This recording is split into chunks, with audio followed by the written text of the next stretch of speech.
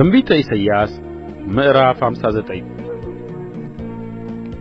እነሆ የእግዚአብሔር እጅ ከማዳን አላጠረችም፣ ጆሮውም ከመስማት አልደነቈረችም።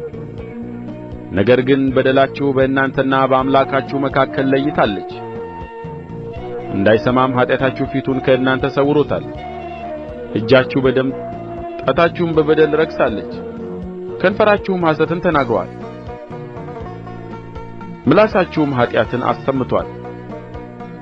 በጽድቅ የሚጠራ በእውነትም የሚፈርድ የለም። በምናምንቴ ነገር ታምነዋል፣ ሐሰትንም ተናግረዋል፣ ጉዳትን ፀንሰዋል፣ በደልንም ወልደዋል።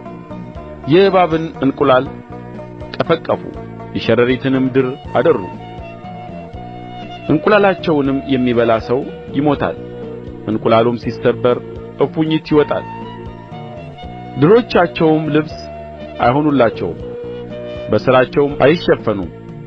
ሥራቸውም የበደል ሥራ ነው፣ የግፍም ሥራ በእጃቸው ነው። እግሮቻቸው ወደ ክፋት ይሮጣሉ፣ ንጹሕም ደም ለማፍሰስ ይፈጥናሉ። አሳባቸው የኃጢአት አሳብ ነው፣ ጕስቍልናና ቅጥቃጤ በመንገዳቸው አለ። የሰላምን መንገድ አያውቁም፣ በአካሄዳቸውም ፍርድ የለም። መንገዳቸውን አጣምመዋል፣ የሚሄድባትም ሁሉ ሰላምን አያውቅም።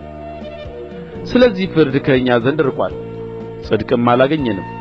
ብርሃንን በተስፋ እንጠባበቅ ነበር፣ እነሆም ጨለማ ሆነ።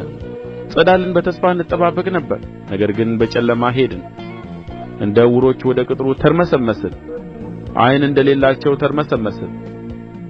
በቀትር ጊዜ በድግዝግዝታ እንዳለ ሰው ተሰናከልን፣ እንደ ሙታን በጨለማ ስፍራ ነን። ሁላችን እንደ ድቦች እንጮኻለን፣ እንደ ርግብ እንለቃቀሳለን። ፍርድን በተስፋ እንጠባበቅ ነበር፣ እርሱም የለም። ማዳንም ከእኛ ዘንድ ርቆአል። ዓመፃችን በአንተ ፊት በዝቶአልና ኃጢአታችን መስክሮብናልና። ዓመፃችን ከእኛ ጋር ነውና በደላችንን እናውቃለንና። ዐምፀናል፣ ሐሰትን ተናግረናል፣ አምላካችንንም ከመከተል ተመልሰናል።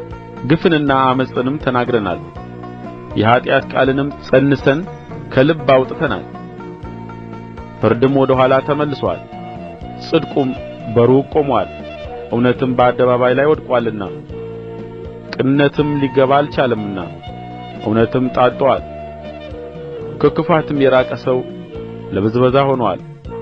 እግዚአብሔርም አየ፣ ፍርድም ስለሌለ ተከፋ። ሰውም እንደሌለ አየ፣ ወደ እርሱ የሚማልድ እንደሌለ ተረዳ፣ ተደነቀም። ስለዚህ የገዛ ክንዱ መድኃኒት አመጣለት፣ ጽድቁም አገዘው። ጽድቅንም እንደ ጥሩር ለበሰ፣ በራሱም ላይ የማዳንን ራስ ቁር አደረገ። የበቀልንም ልብስ ለበሰ፣ በቅንዓትም መጐናጸፊያ ተጐናጸፈ። እንደ ሥራቸውም መጠን እንዲሁ ቍጣን ለባላጋሮቹ ፍዳንም ለጠላቶቹ ይከፍላል። ለደሴቶችም ፍዳቸውን ይከፍላል። እርሱ የእግዚአብሔር ነፋስ እንደሚነዳው እንደ ጐርፍ ፈሳሽ ይመጣልና። በምዕራብ ያሉት የእግዚአብሔርን ስም በፀሐይ መውጫም ያሉት ክብሩን ይፈራሉ። ለጽዮን ታዳጊ ይመጣል፣ በያዕቆብም ዘንድ ከኃጢአት ለሚርቁ ይላል እግዚአብሔር። ከእነርሱ ጋር ያለው ቃል ኪዳን ይህ ነው ይላል እግዚአብሔር።